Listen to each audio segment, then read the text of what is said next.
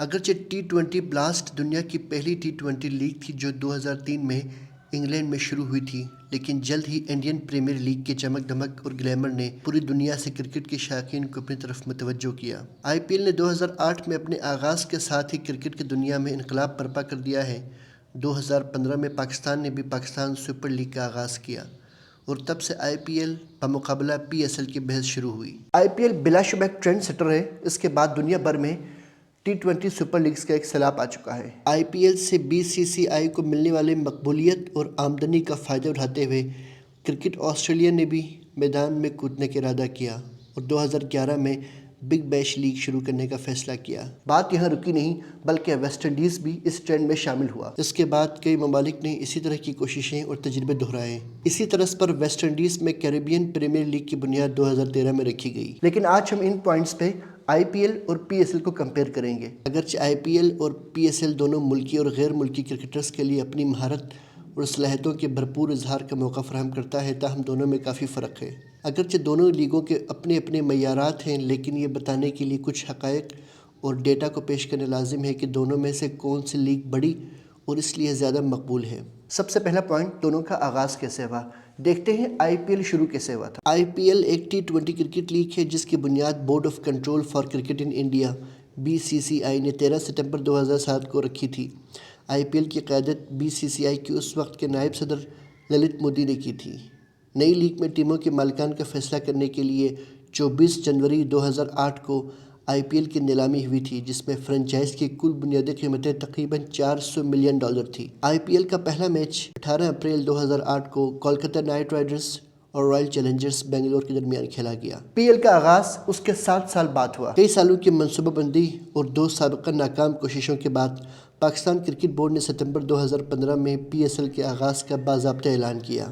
دسمبر 2015 میں ابتدائی فرنچائز کے تجارتی حقوق 10 سال کے عرصے کے لیے $93 ملین امریکی ڈالر میں فروخت کیے گئے۔ پاکستان قومی ٹیم کے سابق کپتان وسیم اکرم اور رمیز راجہ 3 سال کے لیے لیگ کے سفیر بن گئے اور پی ایس ایل کا پہلا میچ 4 فروری 2016 کو متحدہ عرب امارات میں منعقد ہوا۔ آئی پی ایل میں ٹیموں کی تعداد بھی زیادہ ہے۔ آئی پی ایل میں پچھلے سال تک 8 ٹیمیں شامل تھیں۔ Mumbai Indians, Chennai Super Kings, Kolkata Knight Riders, Rajasthan Royals, Royal Challengers Bangalore, Sunrisers Hyderabad, Punjab Kings اور دہلی کیپٹلز۔ 2 نئی ٹیمیں گجرات ٹائٹنز اور لکھنؤ سپر جائنٹس کو اس سال شامل کیا گیا۔ اس طرح یہ 10 ٹیموں پر مشتمل کافی بڑی لیگ بن چکی ہے۔ پی ایس ایل میں شروع میں صرف 5 ٹیمیں تھیں۔ ملتان سلطانز کے شامل ہونے کے بعد اب پی ایس ایل میں 6 ٹیمیں ہیں۔ پی ایس ایل کا آغاز 2016 میں 5 ٹیموں کے ساتھ ہوا۔ اسلام آباد یونائٹڈ، کراچی کنگز، لاہور قلندرز، پشاور زلمی اور کوئٹہ گلیڈیٹرز۔ ملتان سلطانز نے اپنے تیسرے سیزن میں لیگ میں شمولیت اختیار کی اور اسے 6 ٹیموں کی لیگ بنا دیا۔ آئی پی ایل کی ٹیموں کا فارمیٹ پی ایس ایل سے مختلف ہے۔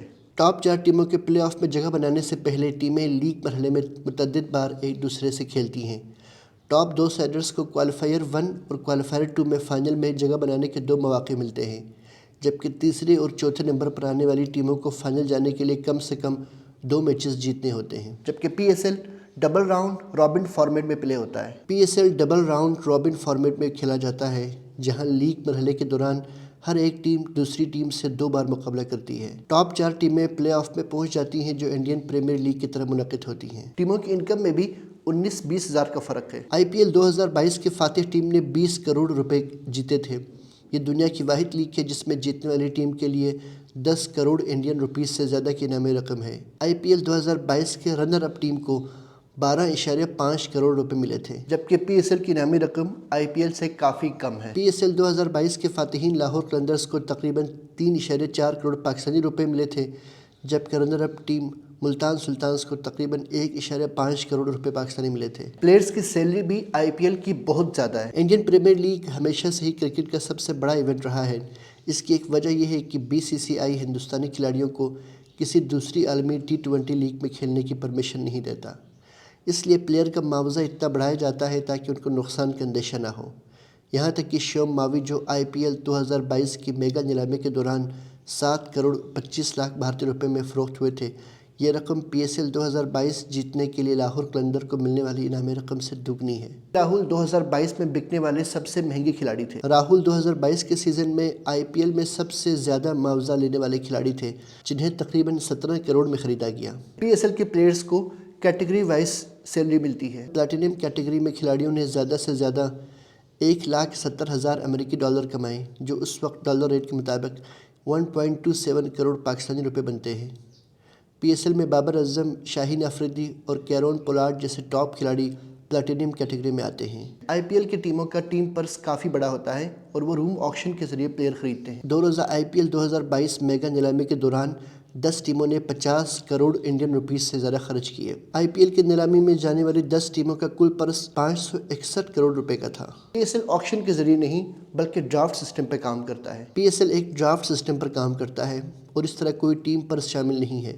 ڈرافٹ سسٹم میں کارکردگی کی بنیاد پر بنے کیٹیگری کے لحاظ سے ہر کھلاڑی کو ایک فکسڈ اماؤنٹ دی جاتی ہے۔ پلیئرز کی سابقہ پرفارمنس کے لحاظ سے ان سب کو مختلف سلیب میں تقسیم کیا گیا ہے اور ہر سلیب کی ڈیفرنٹ انکم سیٹ ہوتی ہے۔ PSL کے پلاٹینم گروپ کو $1,70,000 ڈائمنڈ گروپ کو $85,000 گولڈ گروپ کو $50,000 سلور کو $25,000 اور نیو کمر کو $7,500 ملتے ہیں۔ اگر ہم دونوں کے اسپانسرز کو کمپیئر کریں تو بڑی دلچسپ آپ کو کنکلوژن ملتا ہے۔ پوری پاکستانی سپر لیگ کی اسپانسرشپ کی رقم مشکل سے IPL میں 4 فرنچائز کے آکشن پرس سے بھی کم ہے، اور یہاں تک کہ PSL جیتنے والوں کی انعامی رقم میں تقریباً 3 کروڑ یا 3.5 کروڑ روپے ہے، جو کئی لحاظ سے IPL کھلاڑیوں کے دستخط کے برابر بھی نہیں۔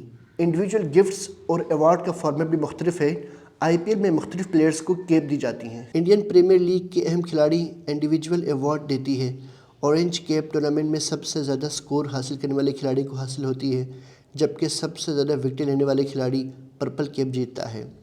موسٹ ویلیویبل پلیئر کا ایوارڈ بھی اس کھلاڑی کو دیا جاتا ہے جس نے لیگ میں سب سے اچھا پرفارم کیا ہو۔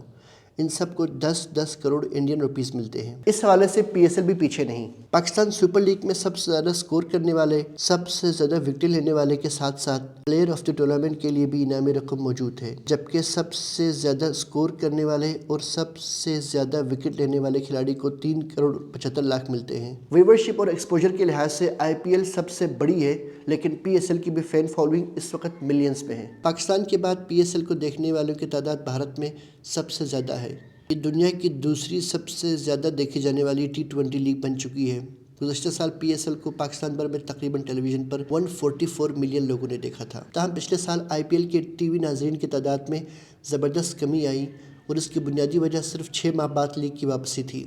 اس کے باوجود ایک رپورٹ کے مطابق 229 ملین ناظرین نے 2022 کے صرف پہلے ہفتے میں IPL کو دیکھا۔ اس وقت سپورٹس مائنڈ میڈیا کے مطابق 144 ملین ناظرین نے پورے پاکستان میں PSL کو دیکھا تھا۔ اتنے ڈفرینسز کے باوجود دونوں کا بیسک پوائنٹ سیم ہے، پبلک کو بہترین کرکٹ فراہم کرنا، جہاں وہ اپنے فیورٹ ٹیم کو سپورٹ کر سکیں اور اپنے بیسٹ سٹار کو پرفارم کرتا ہوا دیکھ سکیں۔